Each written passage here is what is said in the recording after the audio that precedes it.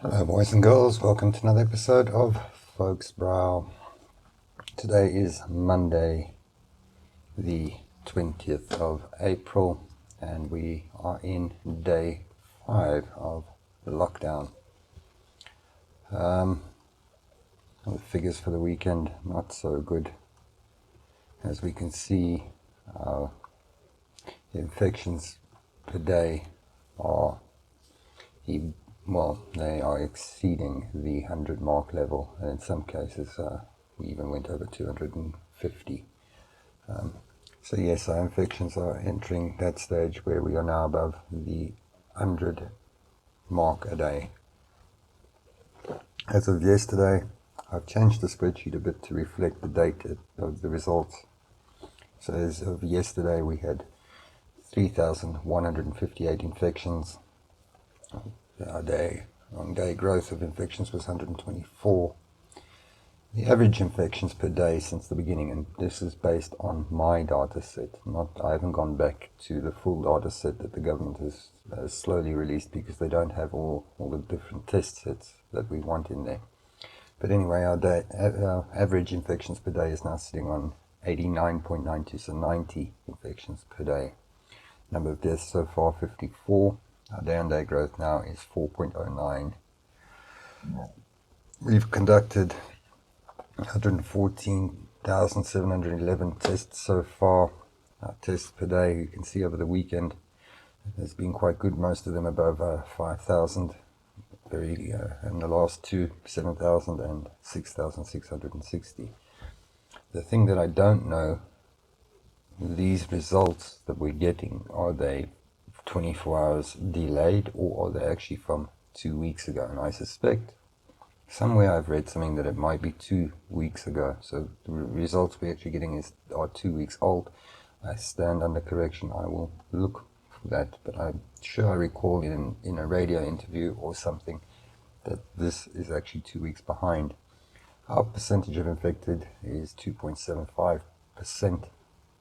So in other words, the number of infections per the number of tests. Our population stays at 60 million. Our percentage tested is now 0.19%. Our mortality rate 1.71. The rand is currently sitting at 18.79 to the dollar. It's a decline of 15% since we went into lockdown. This formula here on the right is basically a confidence interval. What you do is you take the standard deviation and you take the number of samples, you have a confidence level, and what sort of a confidence level do you want out of it? In other words, 0.05 will be 95% confidence level. I'm not going to go into the maths, and that will give you a confidence interval. You add that to your average and it will give you a number. But what we can see is we've got this mean of the last 7 days, and what that is down here.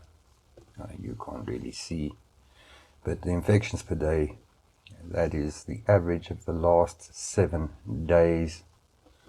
And if we add the confidence interval to our average of the average of total running average, it will give us a confidence level, and if we compare our average of the last 7 days to that, we can see basically that we are not tapering yet. We are still growing. In other words, this thing has not turned. So yes, it is going to get worse. Some very sad news out today from the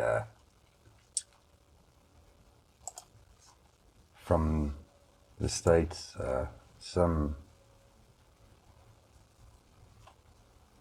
person went and ran a riot in Canada and shot up a whole bunch of people, and was eventually chased down by the police and shot and killed. I don't know why this happened, or we're not sure of the reasoning. This happened sometime over the evening. So from last night when I went to bed at about 11 till when I woke up this morning, it was the breaking news at 5:30. So yeah, why I don't know. Another big story is SAA. Basically, they went back to the government and said, look, we need 10 billion rand to pay salaries and whatever this month and whatever. And as you know, the SAA is under business rescue, and the government basically turned around and said, sorry, you're not getting any money. Now, this is a double-edged sword.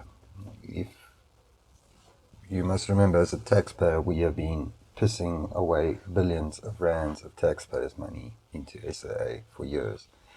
So the unions are all up in arms and saying, oh, fuck it, no, you can't do this, blah, blah, blah, blah. But if we recall, late last year, or was it early this year, the unions basically went on strike and forced SAA to give them all sorts of increases while they were placed in business rescue. And now, all of a sudden, the thing's bankrupt. Now they're jumping up and down and saying, no, but you can't close it. Well, I'm sorry, you've bought it on yourself. You can close it now. Now, we have to understand a lot of I've watched Twitter this weekend because I am quite into Twitter and I like it. And I watched the responses and things going on Twitter. And really, some people are really uneducated or stupid or just plain fucking racist. One of the comments, or the whole thread of comments, was about, oh, you should take the salaries of these extremely highly paid white pilots and give that to whoever. So cut these guys' salaries and whatever, and we can carry this. Now, I'm sorry, I don't know what rock you're living under, but with BE and transformation and all this shit that you've implemented in South Africa, there's no such thing as a highly paid white pilot. In fact, I don't think the white pilots get paid nearly as much as the black oaks, and I know that might be controversial, but it is what it is. Either way, with the retrenchments, I don't believe that the pilots are going to suffer at all.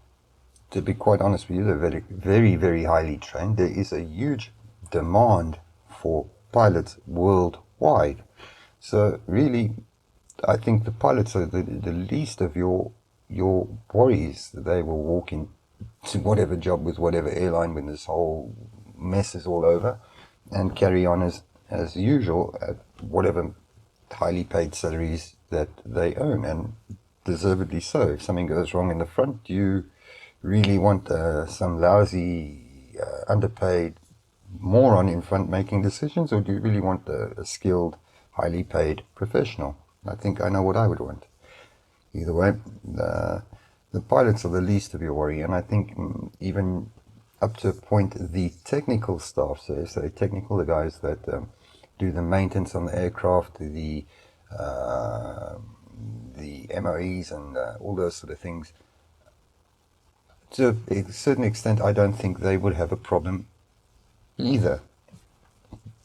There is a huge shortage for technical people. Unfortunately, this is the way the world is. Where the problem comes in with this is the freeloaders, the people that are just there because of whatever appointment and have been milking it. And those guys will suffer to get work. Either way, let's not go down this, because SA just pisses me off. It's simple. Do you really want to keep pissing billions of rands into a state-owned entity that has raped you and taken your tax money and pissed it away?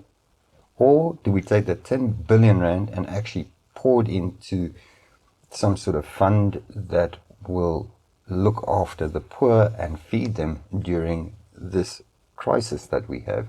I think it's a no-brainer. You feed the people that need it. Not try and piss away good money after bad and try and carry an airline that in all likelihood is not going to be here at the end of this thing. And even if it is, it's just a matter of time before it fails anyway. So I don't think this takes any sort of rocket science. It is what it is. These guys are finished. Sell it off and carry on. Part of the unbundling of this is SA Express. I believe SA Express, for those of you who don't know, is the short haul carrier, the short haul arm of SAA. They fly a lot of the domestic routes with small aeroplanes. They've already got a buyer. Somebody is very interested in them. But again, the government is, from what I can read in the news, is already trying to meddle and put their fingers in other words, to see what slice of the pie they can get out of it. Look, you've raped it, it's done. There's no more you can get out of it. Let it go.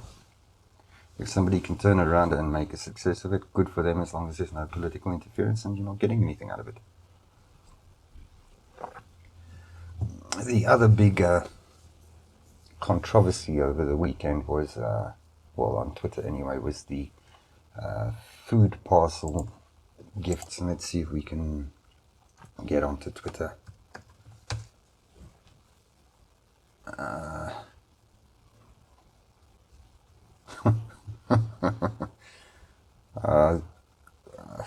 One of my followers, some very good.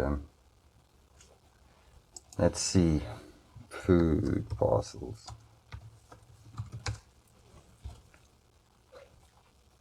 Yeah, here you go.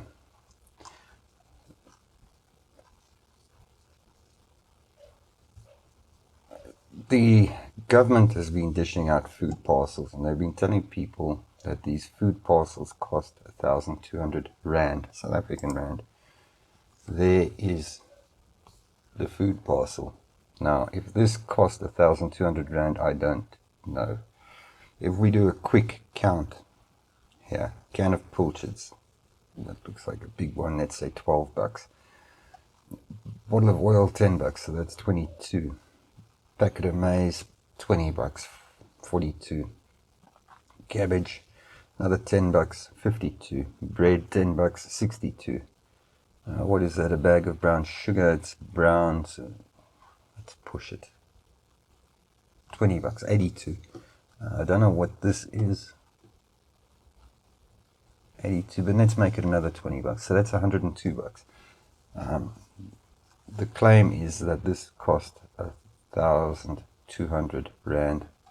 What is here shown in this picture, if it's true, is not even 10% of that. So where did the rest of that money go? Where did the other 1,100 bucks go? And don't tell me it cost 1,100 bucks in fuel and distribution and whatever to get it to these people, because that's a load of snot. So even in crisis, there are people pulling the ring out of this, if this is true, if this is to be believed. And really, if that is the attitude going on, then I don't know how we're going to survive this. I really don't.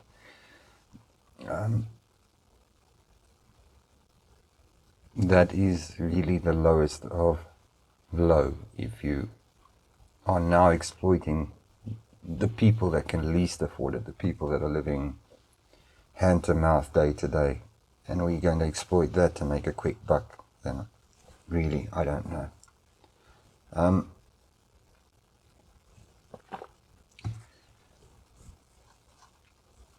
The other big news, basically the Gauteng Liquor Forum, the president turned them down and said, sorry, he's not going to give them what they want. Now, the Gauteng Liquor Forum represents a bunch of shebeens and taverns. For those of you that don't know what that is, it's basically a bar type thing. A tavern is a tavern. It's a bar type thing in the township areas, in the rural areas. Shebeen is a similar sort of thing, except they sell booze to you in bulk or whatever. The president basically turned around to them and said, no, sorry, he's not going to just give them whatever dispensation, and they backed down, because they said, well, if you don't do this for us, we're going to go to the Concord Constitutional Court. And the president told them, no, you're not getting, I'm not going to give it to you, you can do what you want, but please, for whatever. So they've backed down. They basically said, no, okay, we won't go to the Concord. Surprise, surprise. But other people are starting to get on the bandwagon with this. So certain political parties, I don't want to go into names, whatever, are now saying, but hang on, why, if the supermarkets are open, can't you buy your bottle of wine while you're there or whatever? And I think, well, bugger that for a laugh. Why can't I buy my case of beer because the supermarket doesn't sell beer? Or why can't I buy my bottle of whiskey? The supermarket doesn't sell that. So no, you know, the thing to do with this is if you can have a business where you can operate in isolation or minimal exposure. In other words, you can operate with a takeaway type thing. So there's like a Mr. Delivery app where you get on and you say, okay, I want my loaf of bread, my bottle of milk, my carton of cigarettes, my case of beer. Right, here's my credit card, pay, bang, and it gets packed and it gets delivered to your house.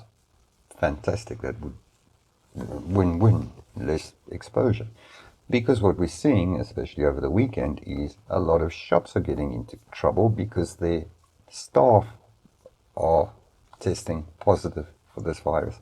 So the cashiers or the packers, the people that work there are actually now getting infected, left, right, and center. And it goes without saying because they are exposed, not just to each other, but to the masses of people that are going in and out or going through the thing. They cannot stay home because they have to go buy a bread every day because they need the social interaction. So we are in big trouble. One of the pharmacies, Discount Pharmacy, I think 10 of their staff, one branch, 10 of their staff were tested positive over the weekend. So, you know, we're not learning this, or we just think we're better than this thing, or one of the things I saw over Twitter the weekend, yeah, but we've only had so many deaths. We're nowhere near what happened in, or what is happening in America. Shame. Oh, you know, that's going bad. Or what is happening in the UK, that's also going bad. Or what happened in Italy, which went very bad. Or Spain. What people don't realize is we are behind that curve. We are behind those people. We're getting there. The second problem is that we are going into winter now. We don't have the summer heat to kill this thing or whatever does it in. We are going into winter. We are in big trouble. I heard two conflicting articles over the weekend. The one was that we've actually bought time until December, or we've put this thing off until December. We've put the peak off until December. And that was yesterday at lunchtime, but I don't know if that was true because it was a radio report. And on the same radio station later that afternoon, they didn't withdraw it, but they basically contradicted it and said, no, we're back till September. We've staved off the peak until September. So in other words, what the government has done is they've bought themselves some time to prepare. And there's a whole bunch of field hospitals and things like that going up in the background and preparing for this, which I think is very proactive and very good from their side. Because we're not going to avoid this thing. It's coming, whether we like it or not. It's how badly we deal with it and or conversely, how effectively we deal with it. And I think that is what the government and the medical staff are doing. They are getting ready for the tsunami, so to speak. So, from my side, I think what they're doing, preparing for this and getting ready, because we were caught off guard, really, I think is brilliant. You cannot fault that. Whether we like it or not, that's the problem. And that's where it comes back to things like SA. Fuck them. Take the 10 billion, use it to fund a small business. 10 billion or whatever the hell 10 billion, so it's 10 million that they wanted is really a drop in the ocean of what we need, but it's something. So take it, help the poor, help businesses that need it, small to medium enterprises, or actually small enterprises, guys with restaurants and small takeaways, they are really going to feel this. They're not allowed to trade as it is, and when we start coming out of lockdown, I can't see them allowing them to trade because you're going to have people there. It makes isolation difficult. The other thing, again, but this is not communicated very well. So there's sort of semi-relaxation in things where if you were married and you got divorced and you had kids, when we went into lockdown, you basically, the parent that had the kids at that time, that's it. You can't have your custody rights and whatever, and there was a lot of upheaval about this, and but understandable that, so anyway, they relaxed certain things, and now you're allowed to swap the kids around again or whatever. But the army and the police haven't really caught on this, because some poor person was caught in a roadblock. Because it's not all families or divorced families live in the same town, never mind the same province or whatever. So the one parent was taking the kids to the other parent and got caught in a roadblock and didn't have, I don't know, whatever daft paperwork they wanted, unabridged birth certificate, and I don't know what cut, and had to turn back. So whatever. More policemen bust in booze stuff. A whole bunch of them got bust over the weekend. Pissed on duty, never mind anything else. They were pissed on duty, but they were seen partying in a tavern the night before. So they just carried on. They went to a tavern, which is supposed to be in lockdown, got hammered and just carried on as normal. And so, I mean, the black market. Yeah, why not? The black market people are on whatever social media and saying, well, this hasn't stopped them from smoking. Now, I haven't had a cigarette in over a week now because I ran out of cigarettes because they extended the lockdown and you weren't allowed to top up. So I haven't had a cigarette in a week, but I look at the social media thing, just looking what's trending and what people are saying. And a lot of people are saying, well, it's no problem, they just buy whatever from whatever. It's business as usual, but the scary thing is who they're buying it from. And I mean, you can read between the lines there. I mean, these so-called people are confiscating whatever and then proceeding to sell it. Lucrative business. How much tax money is the government losing? I don't know. We've done that calc in one of the earlier videos, and it's scary. So if we can afford to throw that tax away. The other thing that they jumped up and down, and this really, our ministers, I don't know if they think properly or if they're just trying to flex their muscles or getting really power drunk or whatever. The wine manufacturers, so the guys in the Cape that grow the grapes and manufacture wine, all of a sudden they're not allowed to take their wine, they're not allowed to export it. Well, they can't transport it to the harbour to put it on a ship to export it.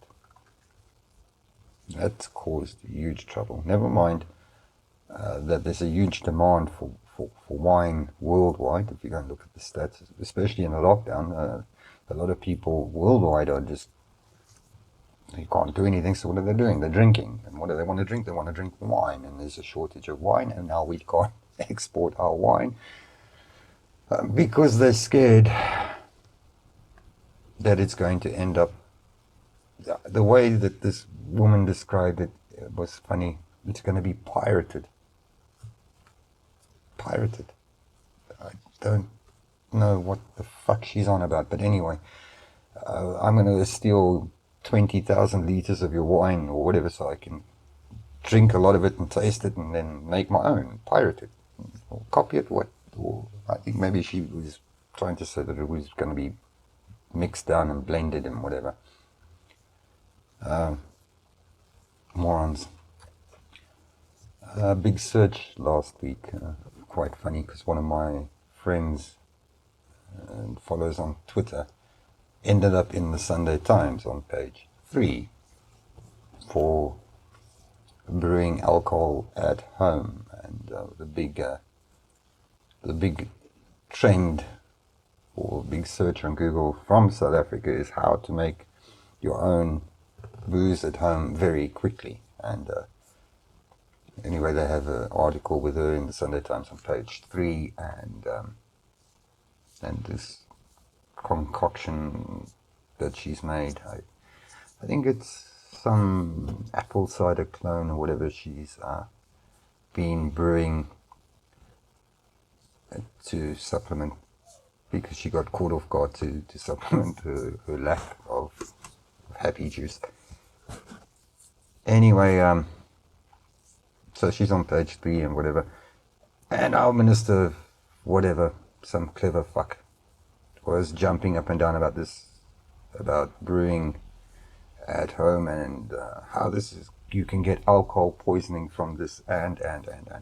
Now, I've been brewing for years. I brew a lot of beer at home. The thing is, you're not distilling, you're brewing. So you're taking a sugar, whatever sugar that you're using, you're adding yeast to it. The yeast is eating up all the sugar, and the yeast does its magic. It converts that to alcohol and CO2, and that alcohol is ethanol, not methanol. If you drink methanol, you will go blind. Part of the brewing process is keeping the temperatures fairly consistent for the yeast that you're using. I don't want to go into too much of it, but and if you do that, then you keep the yeast happy and you can keep the temperatures right and whatever, then the yeast will chow all the sugar that it can up to a point. It will convert it to ethanol, and it will make CO2, and then when it's done, it will start cleaning up after itself. In other words, all the byproducts of what it used during the fermentation process, and I know I'm making this very simple, but it is what it is. The yeast will now go and start eating all those byproducts and clean up your booze and whatever. And why it's doing that is it's building its cell walls again so it can put itself to sleep. So when you use the yeast again, if you in a big brewery and whatever, which you would be doing, then it can come out and it can be healthy and carry on. So it's like a bear that's eating a lot of stuff before it goes and hibernates. That's what it's really doing. The thing that happens when you don't control the temperature, in other words, your temperature runs riot during your brewing process, is that you create different levels of alcohol, and then you create a thing called fusel alcohol. Now, fusel alcohol is not going to kill you, and the strength that these guys are brewing this stuff at home, it's not going to kill you. Fusel alcohol is the thing that gives you the mother of all hangovers, that horrible head-splitting hangover. That's fusel alcohols. Where you're going to get alcohol poisoning is if you start distilling this stuff and you do not control your distillation column temperatures and things like that, and you start pulling off methanols, a bit of methanol into your product, then you've got huge trouble. Then you will go blind, probably croak. So the guys brewing at home, by all means, go for it. You're not going to kill yourself. They're talking utter snot. And at the rate that you guys are brewing it at and drinking it, you really need not worry too much about infections and a little bit of wild yeast that goes in there. Wild yeast, if you drink sours, Belgian sours and things like that, it's actually fermented with wild yeast. You guys are drinking it way too quick for that stuff to even take hold and for you to even notice. So I really wouldn't worry. The only thing I would worry about is our fucking hotshot minister of police that will this is a revenue stream or some bullshit that he's missed, so you're having a bit of pleasure brewing your own beer at home. Let's close that. So don't advertise it and try not to give your address away. You don't want that moron pitching up and shutting down your home brewery. So yeah, that's basically where we are. I think it's brilliant that the Oaks are brewing at home and becoming creative. I know that there's a huge shortage of certain malted products, malt extracts and things like that you can use in brewing. That's what they did in the Prohibition when they shut down all those breweries in the States. The breweries made malt extracts. If you want to know what a good example of malt or yeast extract is a thing like Marmite or Bovril and those things. So there's a, well, I wouldn't go trying to brew with Marmite or Bovril, but what I'm getting at is that's what the breweries made in the States during Prohibition to try and stay alive, and it didn't work. But I spoke to a colleague, I think it was week one into this lockdown, and I was asking him how his shops are looking, and he said that there was a huge shortage of things like flour, baking flour, and things like that, because people are obviously buying this or stocked up on it so they can make their own bread at home, because they thought that there'd be a shortage from whatever bread suppliers, I don't know. And last week, I went to my shop last week. I don't know, I can't remember. It was one of the days. And just as a matter of interest, I thought, let me look what is short in the shop. And funny enough, it was the most daft things that were short or strange things. Chocolate bars. I don't mean like a little bar of chocolate. I mean chocolate like slab. My shop, nothing except that bubbly aero rubbish, which nobody likes. Solid chocolate slabs, nothing. Lemon juice, crisps, potato chips, things like that. Very, very short. Frozen foods like pies or fish or like I like these chicken schnitzels, but the plain ones, not the cheese-filled rubbish. That was short. Frozen veg, ice cream, yogurt, the normal things obviously in this type of thing, vitamins, so any vitamin supplement like anything with a lot of vitamin C or multivitamins, even the chemist, because I thought let me just stop at the chemist and top up on some fever pills, headache pills, in case you never know. I don't like going out, but you never know. So I thought, let me just get that. And while I was at the chemist, I went down a multivitamin aisle to get to the till, and that was empty. So it's crazy things that people are stocking up. And then obviously it goes without saying, the things that the guys are using to brew. So pineapples, I didn't see any pineapples, but I haven't seen pineapples in a long time. No apples. I didn't see any grapes. So the things that the people are using to brew also gone. So we've talked about SA. Zimbabwe has extended their lockdown by 2 weeks. But we've got the same rubbish here going on where they want to try and open mining and whatever. I can't see how that's going to work very safely, but anyway, it is what it is. Yeah, other than a lot of businesses that are unfortunately feeling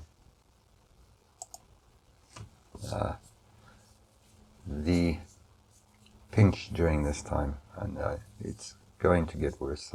Like I said, pissing away good money after bad on things like SAA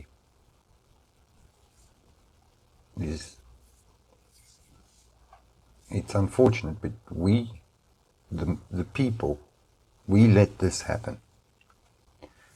Now we must pay the consequences. We put idiots in power that are going to rape and plunder the state-owned entities to fill their own pockets. I'm sorry, we must deal with it. And I know this sounds bad, but I'm telling you for free, it doesn't matter what profession you're in. Well, unless you're a doctor at this stage, but whatever sort of professional you are, we all going to get hit by this. Mines are going to retrench people. It's coming. It's a matter of time. We can see Edcon, the Edcon group, they finished basically. SIA now. This is coming to everyone. The government needs to stop this rubbish where they're trying to make money. Or let's not say the government, let's say certain individuals in the government party are trying to make money out of the poorest of the poor now. We must clamp down on that, make an example. Throw those fuckers into jail now with the rest of the population. And we've already got COVID-19 in the jails. There was a couple of reports, I can't remember the exact jails, but put these people in there. Simple. You want to... because clearly you're not human. If you are now exploiting the poorest of the poor, how greedy can you get? Anyway, yeah, we can see the numbers are growing. It is starting... Well, the infections are already following our exponential curve. In fact, it's overtaking our exponential curve. You know, in other words, we are ahead of the exponential curve. Daily, this thing is growing. It is coming, and kudos to the government. They are ramping up their testing. I mean, the last 3 days, the average testing was 6,500. So if we take the last week, let's say 1, 2, 3, 4, 5, 6, 7. The last 7 days, the average testing was just below 5,000, 4,947, which is kudos to them. Well done, they are, which from 3,400 is brilliant. So they are ramping up their tests slowly but surely, and that is always a good thing. So hats off to all the people in the healthcare industry and the people working behind the scenes to prepare for this. Really well done, and good luck to you guys. For the rest of us, there's not much we can say. Stay home, stay safe, take care, and we'll catch you in the next one. Cheers.